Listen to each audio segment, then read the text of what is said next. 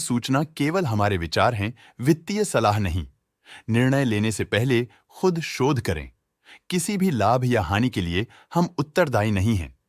आज हम देख रहे हैं एम्बर एंटरप्राइजेस इंडिया लिमिटेड के 2024-25 Q4 की कंसोलिडेटेड फाइनेंशियल परफॉर्मेंस। इस क्वार्टर में पिछले क्वार्टर के मुकाबले सेल्स अप्रॉक्स 2 गुना बढ़ गई है, जो बहुत अच्छी ग्रोथ है। मगर कंपनी ने पिछले साल के मुकाबले 34% का सेल्स इंक्रीज रिपोर्ट किया। Expenses 75% quarter on quarter increase हो गए हैं, जो साल भर के 34% के राइज के साथ अलाइन करता है।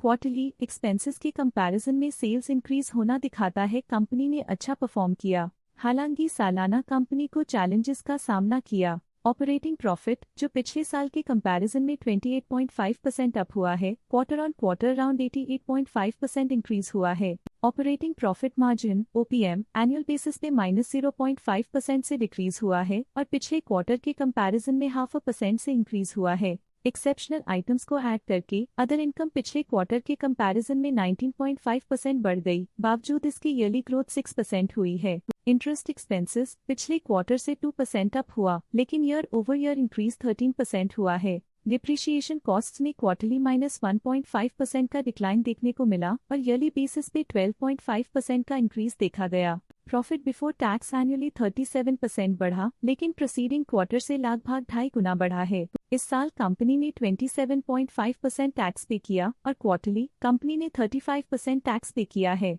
नेट प्रॉफिट ने ईयर ऑन ईयर 19.5% का इंक्रीज दिखाया, लेकिन लास्ट क्वार्टर से लगभग 2 गुना का इंक्रीज हुआ है। इस क्वार्टर में कंपनी का परफॉर्मेंस काफी अच्छा रहा। वहीं अगर एनुअल एनालिसिस की बात करें तो इस साल कंपनी का परफॉर्मेंस ठीक रहा। अर्निंग्स पर शेयर EPS में साल भर में 6% का इंक्रीज देखा गया। साथ ही क्वार्टरली में EPS की अप्रॉक्स 3 गुना की बढ़ोतरी हुई, जो कंपनी की प्रभावशाली परफॉर्मेंस को दिखाता है। इस क्वार्टर में कंपनी का EPS काफी अच्छा रहा। एम्बर एंटरप्राइजेस इंडिया लिमिटेड के फाइनेंशियल स्नैपशॉट को रिव्यू करते हुए कुछ मुख्य ट्रेंड्स सामने आए हैं, जो कंपनी की परफॉर्मेंस पे रोशनी डालते हैं। मार्च 2022 से मार्च 2025 तक एम्बर एंटरप्राइजेस इंडिया लिमिटेड की फाइनेंशियल जर्नी में सबसे पहले बात करते हैं सेल्स की। इस साल सेल्स में 48% की वृद्धि हुई है और पिछले 4 सालों में लगभग 1.5 गुना की वृद्धि हुई है, जो एक निरंतर अपवर्ड ट्रेंड को दर्शाता है। पिछले साल की गिरावट के बाद इस साल सेल्स फिर से बढ़ना शुरू हुई है, जो सफल रिकवरी स्ट्रैटेजी को दर्शाता है। अब बात करते हैं एक्सपेंसेस की। इस साल एक्सपेंसेस 54% बढ़े हैं और 4 सालों में लगभग 1.5 गुना का इजाफा हुआ है। इस साल हालांकि एक्सपेंसेस सेल्स से थोड़ा ज्यादा बढ़े हैं, मगर ग्रोथ रेट्स का करीब होना स्टेडी ऑपरेशनल कॉस्ट को दर्शाता है। इस साल ऑपरेटिंग प्रॉफिट -30% कम हुआ, लेकिन पिछले 4 सालों में 25.5% का इजाफा हुआ है। इस साल ऑपरेटिंग प्रॉफिट में कमी आई है, लेकिन पिछले 2 साल की वृद्धि रेजिलियंस को दर्शाता है, जो एक अस्थायी मार्केट को संकेत करता है। नेट प्रॉफिट का सफर ऊपर की ओर चल पड़ा है। इस साल 80% की चढ़ाई के साथ पिछले 4 सालों में 125.5% की शानदार वृद्धि हुई है। पिछले साल की सेटबैक के बाद नेट प्रॉफिट में सुधार हुआ है, जो मार्केट ऑपरेशंस में संभव रिकवरी और अडेप्टेबिलिटी को दर्शाता है। इस साल EPS ने ऊंचाइयों को छुआ है 82% की वृद्धि के साथ, जो पिछले 4 सालों में 121.5% की मजबूत वृद्धि पर आधारित है। पिछले साल की गिरावट के बाद इस साल EPS में वापसी हुई है, जो एक सफल फाइनेंशियल टर्नअराउंड को दर्शाता है। चलिए अब बात करते हैं शेयर होल्डिंग पैटर्न की। एम्बर एंटरप्राइजेस इंडिया लिमिटेड की शेयर होल्डिंग रिपोर्ट्स कुछ इस प्रकार की हैं, जो अननोन 2025 के तक चलता है। ये रिपोर्ट कंपनी के शेयर्स की डिटेल्ड जानकारी देता है, जिसमें promoters, promoter groups, foreign investors, public investors और सरकारी एंटिटीज शामिल हैं। पब्लिक द्वारा हेल्ड शेयर्स का परसेंटेज 12.61% से इंक्रीज होकर 2025 के में 13.8% तक का इंक्रीज से देखा गया।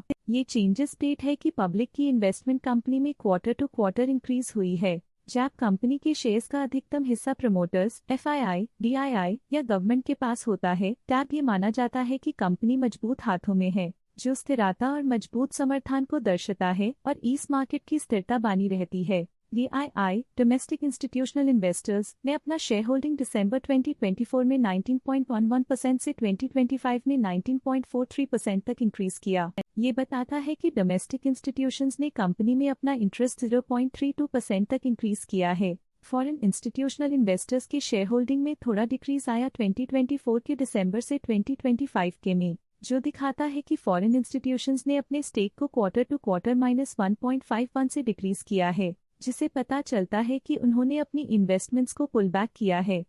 ये था कंपनी का करंट शेयर होल्डिंग पैटर्न। चलिए झांकते हैं इस क्वार्टर की DII डील्स पर जो विशेष रूप से सुर्खियों में रही। 24 जनवरी 2025 को ग्रेविटॉन रिसर्च कैपिटल LLP ने 1.7 लाख शेयर्स अपने पोर्टफोलियो में शामिल किए 6,976.22 रुपीस पर यूनिट के हिसाब से, जिसका टोटल था 118.3 करोड़। 24 जनवरी 2025 को ग्रेविटॉन रिसर्च कैपिटल LLP ने 1.7 लाख शेयर्स बेचे 6,976.33 रुपीस पर यूनिट के हिसाब से, जिसका टोटल था 118.3 करोड़। उम्मीद करते हैं कि इस क्वार्टर के DII डील्स का ये विश्लेषण आपको पसंद आया होगा और उपयोगी लगा होगा। अब नजर डालते हैं एम्बर एंटरप्राइजेस इंडिया लिमिटेड के स्टॉक रिकमेंडेशन पे। इस स्टॉक का करंट प्राइस 6,096.1 रुपीस चल रहा है। शेर खान ने स्टॉक की बाय रिकमेंडेशन दी थी। उन्होंने स्टॉक का टारगेट प्राइस 8,142 का अनुमान लगाया था। रिकमेंडेशन के समय स्टॉक का प्राइस 6,973.15 चल रहा था, जो करंट प्राइस से 22% अप है। मोतीलाल ओसवाल ने स्टॉक की बाय रिकमेंडेशन दी थी। उन्होंने स्टॉक का टारगेट प्राइस 7,800 का अनुमान लगाया था। रिकमेंडेशन के समय स्टॉक का प्राइस 6,973.15 चल रहा था, जो करंट प्राइस से 16.8% अप है। ICICI सिक्योरिटीज ने स्टॉक की सेल रिकमेंडेशन दी थी। उन्होंने स्टॉक का टारगेट प्राइस 5,625 का अनुमान लगाया था। रिकमेंडेशन के समय स्टॉक का प्राइस 6,249.55 चल रहा था, जो करंट प्राइस से -6.6% डाउन है। आनंद राठी ने स्टॉक की बाय रिकमेंडेशन दी थी।